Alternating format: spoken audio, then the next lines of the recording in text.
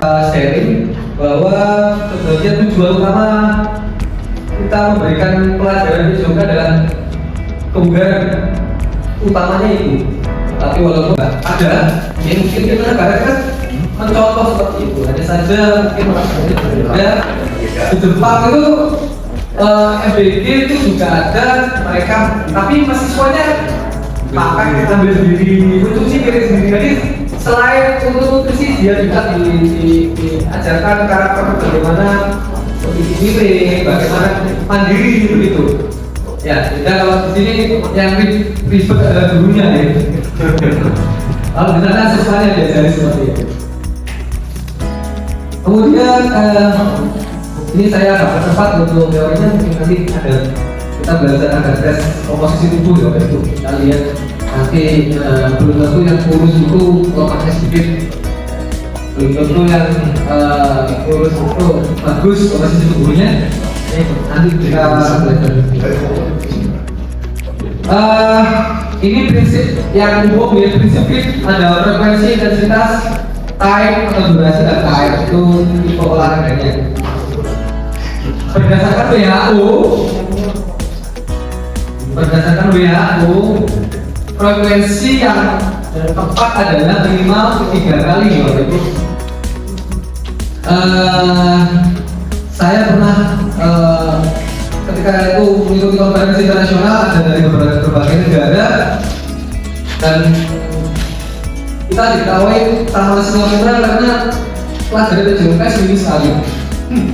Kalau di sana 2 kali dan 1 kali di luar intrasekolah gitu. Info mutasi di sana.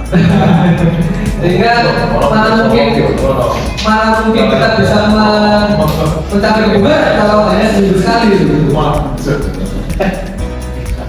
Kalau zaman saya dulu setiap hari ada senam. Nah itu mungkin untuk mencapai bubar bisa, tapi kalau sekarang nggak ada, apalagi kelas 12 ditiadakan gitu. Itu ya SMK ya. Oh SMK saja, jadi ada. Indonesia pindah. Oke, itu karena Bapak Ibu berarti jadi nanti Bapak Ibu dalam pasar keadaan kita hanya satu juga, kamu kayak kamu gitu kan? Jadi Bapak Ibu harus punya cara bagaimana tetap harus mencapai kebugaran. Ini guru PJOK guru yang paling kreatif ya. Saya rasa guru yang paling kreatif. Tidak punya fasilitas, misalkan tidak punya fasilitas lapangan bola voli, tapi di bagaimana ya cuma di mana cari kan. Jadi guru PJOK guru yang paling kreatif. Gak ada fasilitasnya harus bisa ajar materi itu. Kemudian ada intensitasnya sedang kalau untuk olahraga kesehatan ya. Jadi ada beberapa pertanyaan di sini Bapak Ibu. Apakah olahraga itu membuat sehat? Iya Bapak Ibu. Kalau ada pertanyaan apakah olahraga itu membuat sehat? Belum tentu. Ya, belum tentu. Tergantung olahraganya Mas. Tergantung olahraganya. Oke, kalau misalkan orang bikin sehat, lah itu petinju itu kok malah bodoh semua. Nah itu setelah olahraga sepak bola kok kakinya terus cedera. Nanti kan olahraga bukan bikin sehat kalau itu.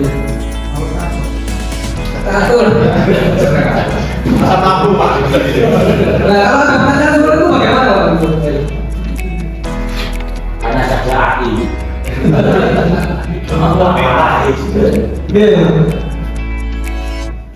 Jadi kalau ada pertanyaan seperti itu ya memang kita jawab saja Bapak Ibu. Tergantung olahraganya apa betul. Karena olahraga menjadi 3 ini, olahraga kesehatan, olahraga rekreasi, sama olahraga prestasi. Kalau olahraga prestasi memang nggak bikin sehat Bapak Ibu. Ya, olahraga prestasi itu olahraga nggak bikin sehat. Tapi kenapa kok dilakukan? Ya karena itu sebuah profesi. Coba Ronaldo itu disuruh olahraga sepak bola dan dibayar mau nggak? Mau.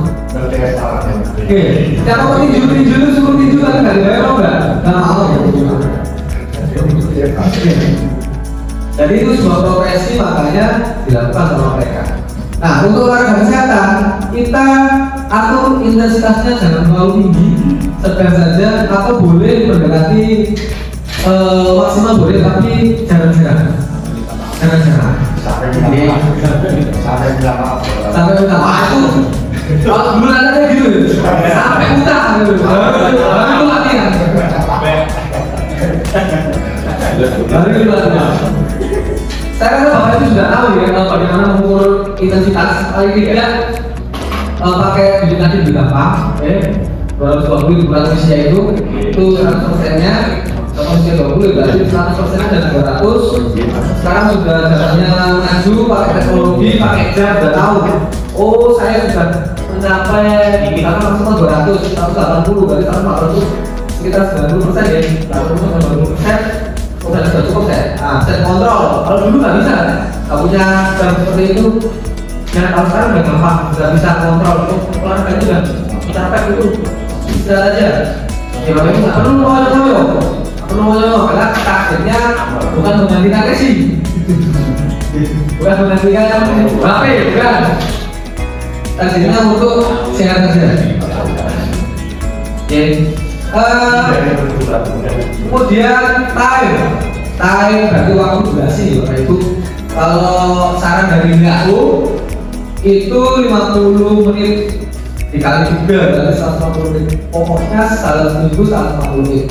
Nanti Bapak Ibu bagi 3 kali 5 kali 3 boleh monggo. Yang penting dalam 1 minggu harus mencapai 150 menit. Per 30 menit boleh mau olahraga apa?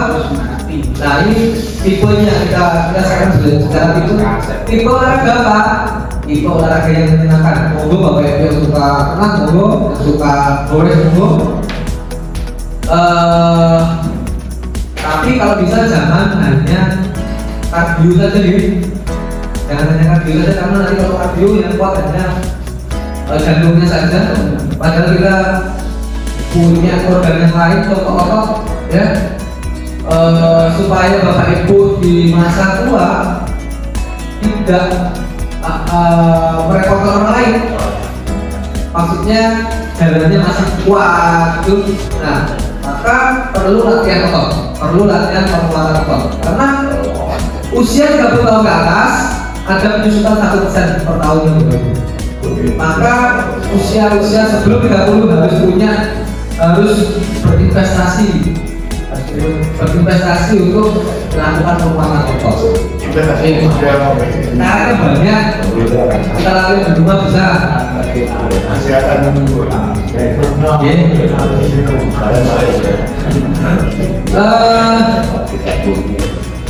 Bapak Ibu masih aktif olahraga? Masih. Renang.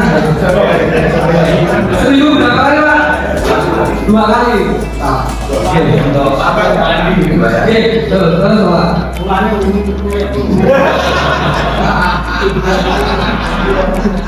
Terus kaporit. Oh, boleh terus. Ini malah mandi. Oke. Kemudian kalau siswa kita tahu ya Bapak itu sebelum kita memberikan pembelajaran pada siswa seharusnya ya kita screening dulu ya, screening bahwa apakah kondisinya sudah bagus. Saya biasanya paling gampang ngecek denyut nadi. Loh, kita istirahat kok denyut nadinya tinggi. Saya tanya dulu kenapa kok tinggi? Oh, ternyata dia tidur malam. Oh, ternyata dia lagi kayak olahraga, itu kita tahu. Sehingga pembelajaran yang kita sampaikan, misalkan kita ada pelajaran mengenai bola basket, misalkan begitu, nah itu kita batasi untuk gerakannya karena dia sudah nggak siap, tubuhnya nggak siap. Nah, kemudian saya integrasikan antara nutrisi dan aktivitas fisik. Kalau dulu pas ada Mas Murah Bapak Ibu, kalau sekarang ada istilah isi piringku gitu. Coba Bapak Ibu itu isi piringku itu ya.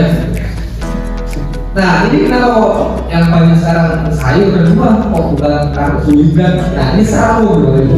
Kalau atlet ya benar atlet lebih banyak karbonya. Tergantung juga atlet apa. Kalau atlet aerobik yang butuh apa banyak ya banyak proteinnya.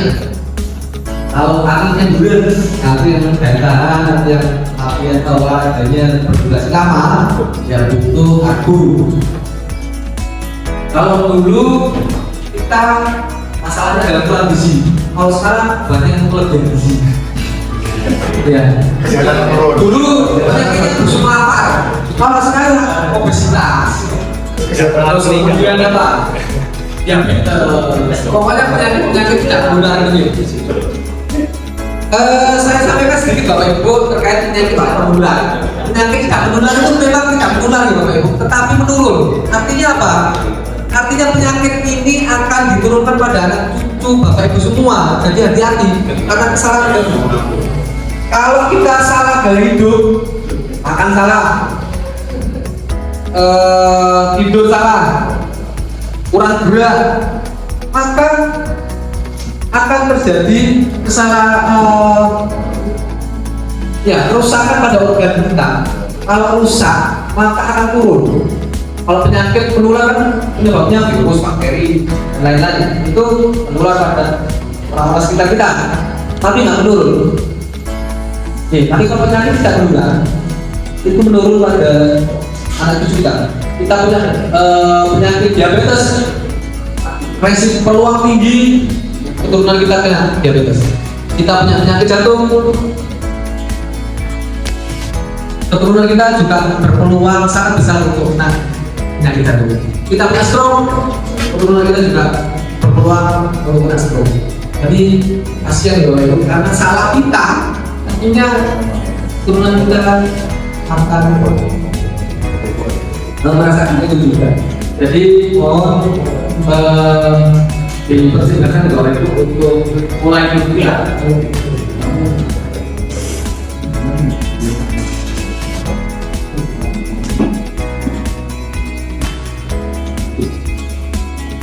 Dan dikopi. Nah, dikopi itu bentuknya cair. Otomatis kalau kita merasa cairan, dia performa fisik kita juga akan menurun.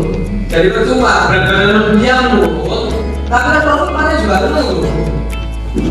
Ya sama saja, malah bahaya. Malah bahaya bisa kena.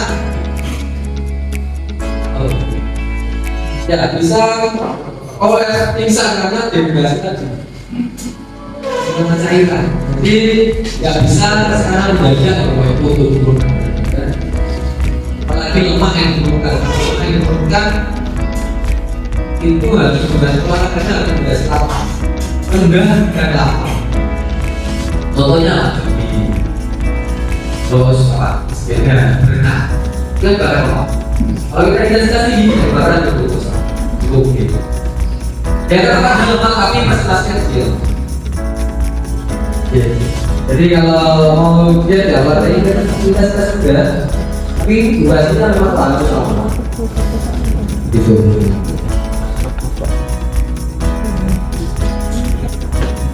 Nah, terkait beban latihan itu,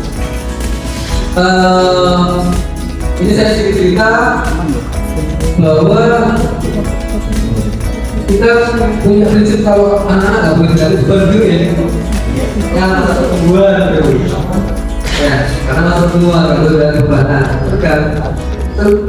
Cara melatihnya bagaimana sebenarnya? Karena dari kecil juga kita harus melatih penguatan juga Bapak Ibu. Harusnya melatih penguatan juga. Karena apa?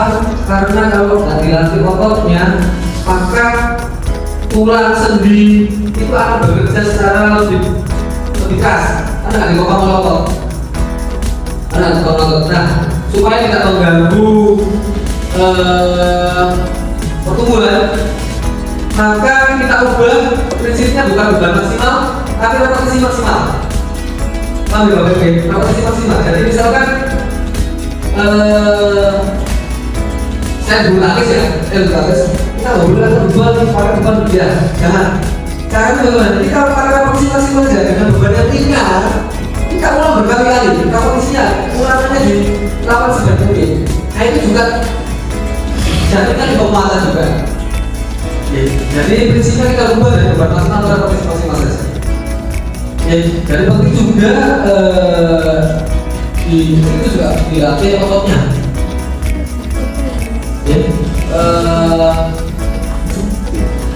Saya berikan itu seperti saya sendiri gitu. Ini saya kemarin periksa dokter.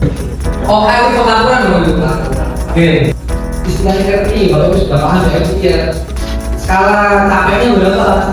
Misalkan disuruh lari, kamu skala capeknya berapa? 1 sampai 10 berapa? 8 tak? Oh berarti dia mana? 4 tak? Oh enggak, masih kuat.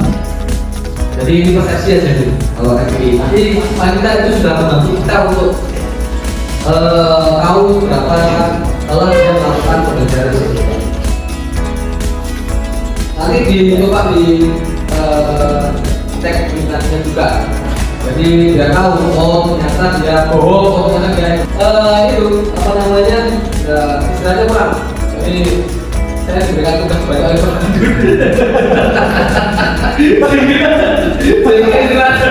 gitu. Karena waktunya untuk olahraga itu nggak sempat gitu.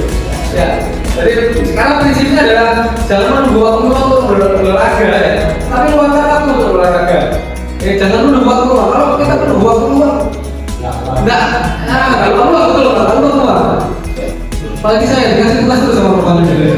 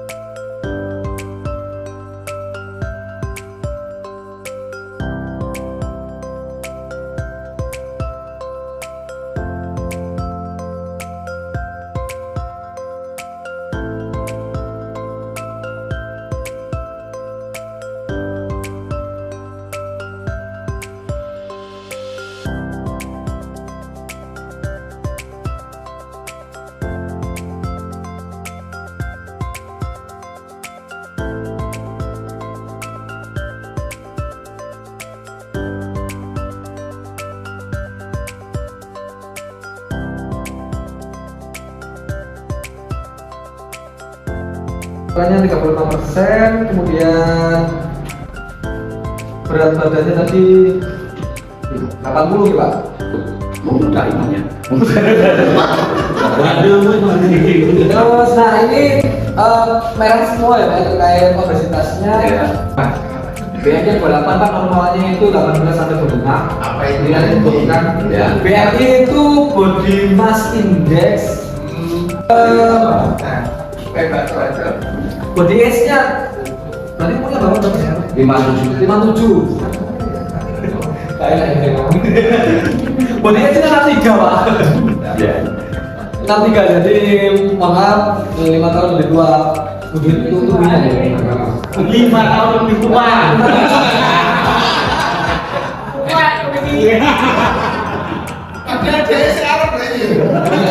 Sekarang ini memakai itu secara garis besarnya seperti itu, detailnya nanti saya kirim. Ya.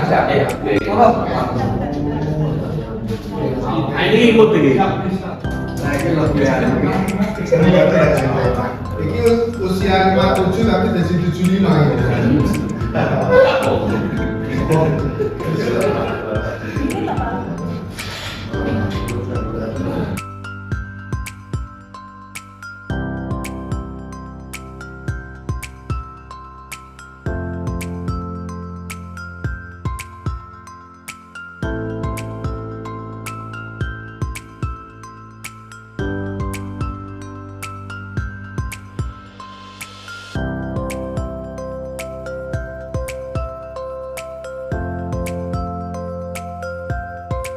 Sekelanya bagus, kemudian nah obesity-nya tetap masih merah ya. BMI-nya kalau Bapak tadi 28, kalau Bapak 25, tadi turunkan sedikit Pak ya. Ya 25. Kan Pak laut gitu tadi. Kemudian apa olahraga apa?